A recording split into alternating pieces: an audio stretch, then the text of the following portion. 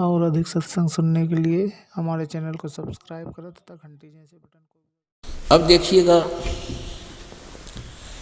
श्री शिव पुराण ब्रह्मा विष्णु महेश का पिता कौन है ये सिद्ध करने के लिए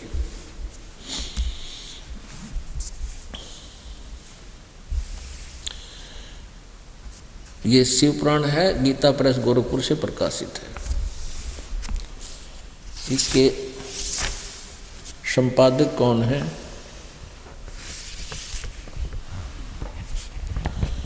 श्री हनुमान प्रसाद पोदार, और ये गीता प्रेस गोरखपुर से प्रकाशित है।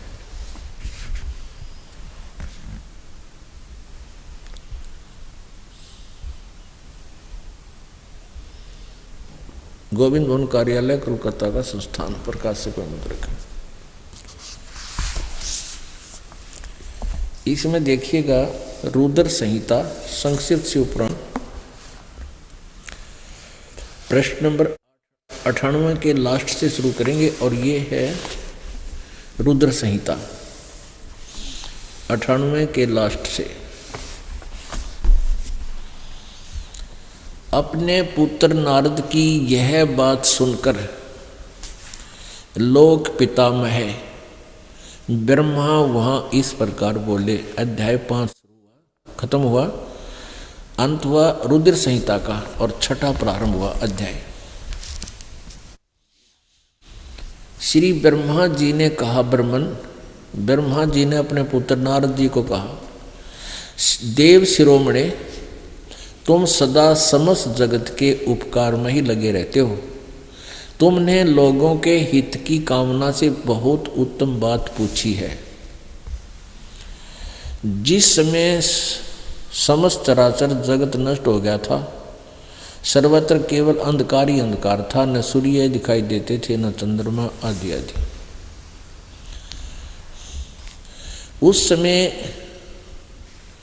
तत् सद ब्रह्म, अपने आत्मा ध्यान से देखना, कहते हैं सच्चाई चोर चुरावे तुमबड़ी गाड्डे पानी में, वह गाड्डे वह ऊपर आवनो सच्चाई छनी ना। यहाँ क्या लिखा है कि उस समय ये तत्सद ब्रह्म, इस श्रुति में जो सत सुना जाता है एकमात्र वही शेष था। ये सत यानी तत्सद ब्रह्म, सद माने सत ब्रह्म, सत माने अविनाशी परमात्मा, उसमें केवल सत्पुरुष ही था, एकमात्र शेष था। अब ये मिलते बात तो शुरू करें वहां से, और आखिर में ये फेस हो जाते हैं। अब ये है 100 नंबर, 98 99 का हमने निष्कर्ष ले लिया। और जिस परब्रह्म के विषय में अब यहाँ परब्रह्म कह रहा है, ज्ञान और अज्ञान पूर्ण उक्तियों द्वारा इस प्रकार, जिस परब्रह्म के विषय में ज्ञान और अज्ञान यानी कुछ सच्ची कुछ झूठी, इस प्रकार विकल्प किए जाते हैं। ब्रह्मा जी को नॉलेज नहीं है, लेकिन हमने इन पुराणों को इसलिए सहयोग लेना पड़ रहा है क्योंकि हम इनको सच्ची मान रहे हैं, और इनमें भी बहुत कुछ मसाला हमें मिल रहा है। उसने कुछ काल के बाद द्वितीय की इच्छा प्रकट की, उसके भीतर एक से अनेक होने के संकल्प उदित हुआ। तब उस निराकार परमात्मा ने अपनी लीला शक्ति से अपने लिए मूर्ति की कल्पना की, आकार बनाया। जो मूर्ति रहित परम ब्रह्म है, परम ब्रह्म, ये परम ब्रह्म, यहाँ परम ब्रह्म है वो परब्रह्म है, इसमें बहुत अंतर है। इस परब्रह्म में और परम ब्रह्म में बहुत अंतर है। उसकी मूर्ति, अब ये क्या ला के छोड़ता है, उस परम ब्रह्म युग काल को बता रहा है ब्रह्मा। परम ब्रह्म माने परम अक्षर ब्रह्म, भगवान सदाशिव हैं। अर्वाचीन और प्राचीन विद्वान उन्हीं को ईश्वर कहते हैं।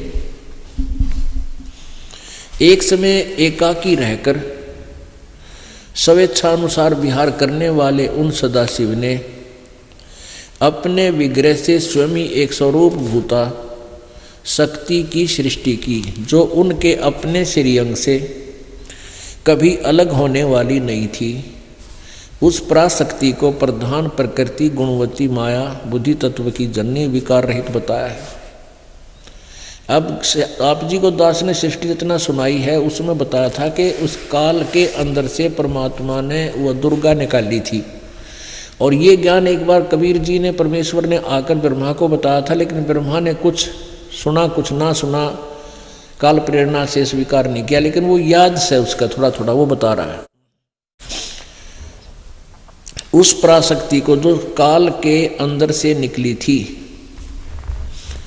उस समय एकाकी रहकर स्वेच्छा अनुसार विहार करने वाले उन सदाशिव ने अपने विग्रह मन शरीर से स्वयं ही एक स्वरूप भूता शक्ति की सृष्टि की। जबकि परमेश्वर कबीर जी ने इस काल के अंदर से दुर्गा को निकाला था, जो उसने खा ली थी, जो उनके अपने श्रीअंग से कभी अलग होने वाली नहीं थी। उस पराशक्ति को प्रधान प्रकृति गुणवती माया, दुर्गा को प्रधान भी कहते हैं, पराशक्ति भी कहते हैं, प्रकृति भी कहते हैं, और बुद्धि तत्व की जननी तथा विकार रहित बताया है। वह शक्ति अंबिका कही गई है। उसको प्रकृति, फिर दोबारा कहा है, प्रकृति भी कहते हैं, सर्वेश्वरी, त्रिदेव जननी, त्रिदेव रजगुण ब्रह्मा, सतगुण विष्णु, तमगुण शिव जी को उत्पन्न करने वाली, जन्म देने वाली त्रिदेव जननी, नित्य और मूल कारण भी कहते हैं। सदाशिव द्वारा प्रकट की गई उस शक्ति के 8 भुजाएं हैं। कति कंसेप्ट क्लियर हो गया कि ब्रह्मा विष्णु महेश की जो माता है वह दुर्गा है, और आगे देखना ये क्लियर होगा। नाना प्रकार के आभूषण उसके श्री अंगों की शोभा बढ़ाते हैं। वह देवी नाना प्रकार की गतियों से संपन्न है और अनेक प्रकार के अस्त्र शस्त्र धारण करती है। एकाएकनी होने पर भी वह माया संयोग वसात अनेक हो जाती है। इस दुर्गा ने ही अपने 3 रूप बनाए थे, एक सावित्री, फिर दूसरी लक्ष्मी और तीसरी जो है पार्वती, और तीनों से ब्याह कर लिया था, और चौथी वह अलग रह गई थी। तो ये एकाएकनी होने पर भी वह माया संयोग वसात अनेक हो जाती है।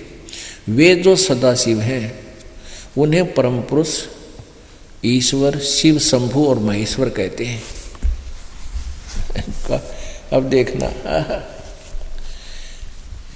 वे अपने सारे अंगों में भस्म रमाए रहते हैं। उन काल रूपी ब्रह्म ने, ये सदाशिव कहो चाहे इन्हें काल रूपी ब्रह्म कहो, ज्योति निरंजन कहो, उस काल रूपी ब्रह्म ने एक ही समय शक्ति के साथ, नाथ नहीं है ये शब्द, साथ है, शिवलोक नामक अक्षेत्र का निर्माण किया था। उस उत्तम अक्षेत्र को काशी कहते हैं। वह परम निर्वाण का या मोक्ष स्थान है जो सबसे ऊपर विराजमान है। वे प्रिया और प्रियतम शक्ति और शिव, वो पति पत्नी रूप में दुर्गा और ये काल सदाशिव या काल ब्रह्म रूपी ब्रह्म, इसको जो परमानंद स्वरूप है, वह मनोरम अक्षेत्र, उस मनोरम अक्षेत्र में नित्य निवास करते हैं। मुने शिव और शिवा ने प्रलय काल में भी कभी उस अक्षेत्र को अपने सानिध्य से मुक्त नहीं किया था। इस काशीपुरी भी कहते हैं इसको। आगे देखो, देव्र से एक समय उस आनंद वन में रमण करते हुए शिवा और शिव के मन में यह इच्छा हुई कि किसी दूसरे पुरुष की सृष्टि करनी चाहिए, यानी कोई बच्चा उत्पन्न करना चाहिए, जिस पर यह सृष्टि संचालन का महान भार रखकर हम दोनों केवल काशी में रहकर इच्छा अनुसार विचरें और निर्वाण धारण करें। ऐसा निश्चय करके शक्ति सहित सर्वव्यापी परमेश्वर शिव ने अपने वाम भाग के 10वें अंग पर अमृत मल दिया, यानी पति पत्नी व्यवहार किया। फिर तो वहां से एक पुरुष प्रकट हुआ, यानी एक बेटा उत्पन्न हो गया। 102 पृष्ठ पे,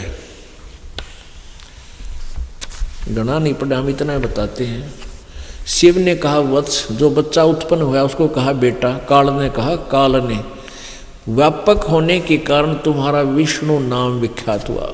यानी सिद्ध हो गया कि विष्णु जी का पिता शिव युग सदाशिव काल रूपी ब्रह्म। जैसा यहाँ देखिएगा, ये 101 पृष्ठ पे है कि उस काल रूपी ब्रह्म ने, वे अपने सारे अंगों पर भस्म रमाए रहते हैं उन काल रूपी ब्रह्म ने। ये काल रूपी ब्रह्म है विष्णु जी का पिता, और यह प्रकृति दुर्गा है इनकी माँ। ठीक हुआ। अब शिव ने उसका नाम धर दिया विष्णु। ये तो हो गया विष्णु उत्पन्न हुआ दुर्गा और काल से। अब यहाँ ये छठा अध्याय समाप्त हुआ। 7वें में ब्रह्मा जी कहते हैं देव से, तत्पश्चात कल्याणकारी परमेश्वर शाम सदाशिव ने पूर्वोत्प्रतन करके मुझे अपने दाहिने अंग से उत्पन्न किया। यानी जिस तरह विष्णु की उत्पत्ति हुई, फिर मेरी उत्पत्ति दुर्गा से हुई और काल के संयोग से। मुने उन महेश्वर ने मुझे तुरंत ही अपनी माया से मोहित करके नारायण देव की नाभि में डाल दिया और लीला पूर्वक वहाँ से प्रकट किया। इस प्रकार उस कमल से पुत्र के रूप में मुझ हिरण्यगर्भ का जन्म हुआ। मैंने उस कमल के सिवा दूसरे किसी को अपने शरीर का जनक या पिता नहीं जाना। मैं कौन हूँ, कहाँ से आया हूँ, मेरा क्या कार्य है बता। मैं किसका पुत्र होकर उत्पन्न हुआ और किसने इस समय मेरा निर्माण किया है। अपने आत्माओं, ये हो गया। अब देखिएगा अध्याय नंबर 9 में और प्रश्न नंबर 110 पे संक्षिप्त शिवपुराण रुद्र संहिता और ये लास्ट में। इस प्रकार ब्रह्मा विष्णु और रुद्र इन 3 देवताओं में गुण है, परंतु शिव गुणातीत माने गए। अब यहाँ 4 हो गए, ब्रह्मा विष्णु और रुद्र 3, और इनसे न्यारा जो है वो शिव, ये गुणातीत माने गए। इन तीनों में तो गुण है, रजगुण ब्रह्मा, सदगुण विष्णु, तमगुण शिव शंकर। और ये काल भी शिव रूप विष्णु रूप ब्रह्मा रूप धारण कर लेता है। तो शिव पुराण में जब जिसने शिव रूप में दर्शन करे उस व्यक्ति ने शिव पुराण की रचना की, तो इसको हीरो बना लिया शिव को, सदाशिव काल को। अब यहाँ ये अनुवाद करता, पीछे तो असमंजस में पड़ गया कि विष्णु शिव से शिव की उत्पत्ति कैसे लिखूं, लेकिन यहाँ नहीं छुप पाई इनसे, इन तीनों से अलग है। फिर यहाँ एक समस्या उत्पन्न हुई, कहने लगी तो रुद्र के बारे में कहा है, शंकर के बारे में नहीं। ये समस्या हल होगी, अभी दिखाते हैं 24, 25, 26 पे। एक बार ब्रह्मा और विष्णु की आपस में लड़ाई होगी, वो कह मैं तेरा बाप, वो कह मैं तेरा बाप, दोनों लड़ पड़े। ये देखिएगा विद्वेश्वर संहिता संक्षिप्त शिवपुराण, ये 24 पृष्ठ पे। और उसका जब ये दोनों का झगड़ा हो गया विष्णु और ब्रह्मा जी का, तो बीच में एक स्तंभ खड़ा कर दिया काल ने, तेजों में स्तंभ, पिलर, खंबा। तो ये दोनों की लड़ाई बंद होगी। फिर वो स्वयं आकर प्रकट हो गया। ये 25 पृष्ठ पे यहां से देखेंगे हम। ब्रह्मा और विष्णु ने पूछा, जब ये काल आकर खड़ा हो गया तो दोनों ने आपस में चर्चा की इस काल के साथ। ब्रह्मा और विष्णु ने पूछा, प्रभु सृष्टि आदि 5 कर्तों के लक्षण क्या है, यह हम दोनों को बताइए। तो भगवान शिव बोले, यू काल बोला। आगे ज्यादा ना बताऊं, यहां लेते हैं। अब 26 पृष्ठ पर आ जाते हैं। पुत्रो, ये काल बोलता है, पुत्रो तुम दोनों ने तपस्या करके प्रसन्न हुए मुझ परमेश्वर से सृष्टि और सतिथि नामक 2 कृत प्राप्त किए हैं। विष्णु और ब्रह्मा तो यहाँ तक हो गए, ये दोनों तुम्हें बहुत प्रिय है। इसी प्रकार मेरी विभूति स्वरूप, मेरे जैसे ही आकार के, मेरे जैसी वेशभूषा वाले रुद्र और महेश्वर में ने, ये मैं नहीं, या ने शब्द है। रुद्र और महेश्वर ने दो अन्य उत्तम कृत्य, संहार और तिरोभाव मुझसे प्राप्त किए, परंतु अनुग्रह नामक कृत्य दूसरा कोई नहीं पा सकता। रुद्र और महेश्वर अपने कृत्यों कर्म को भूले नहीं, इसलिए मैंने इनके लिए उनके लिए अपनी समानता प्रदान की है। अब ये दो तो ब्रह्मा विष्णु महेश हो गए, और दो ये हो गए रुद्र और महेश, चार हो गए, और पांचवा ये बोल रहा है यो काल है। हमने यही सिद्ध करना था। यहां देखिए,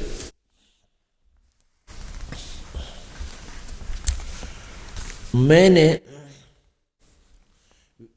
इनके बारे में बता रहा है कि रुद्र और महेश तो मेरे जैसे ही हैं, इन मेरे जैसे ही ये वाहन रखते हैं, मेरे जैसे ही इनके पास हथियार हैं। वे रूप वेशभूषा कृत्य वाहन और आसन और आयुध आदि में मेरे समान ही हैं। अब ये क्या बताता है, मैंने पूर्व काल में अपने स्वरूप भूत मंत्र का उपदेश किया है, जो ओंकार के रूप में प्रसिद्ध है। वह मंगलकारी मंत्र है। सबसे पहले मेरे मुख से ओंकार ओम प्रकट हुआ, जो मेरे स्वरूप का बोध करने वाला है।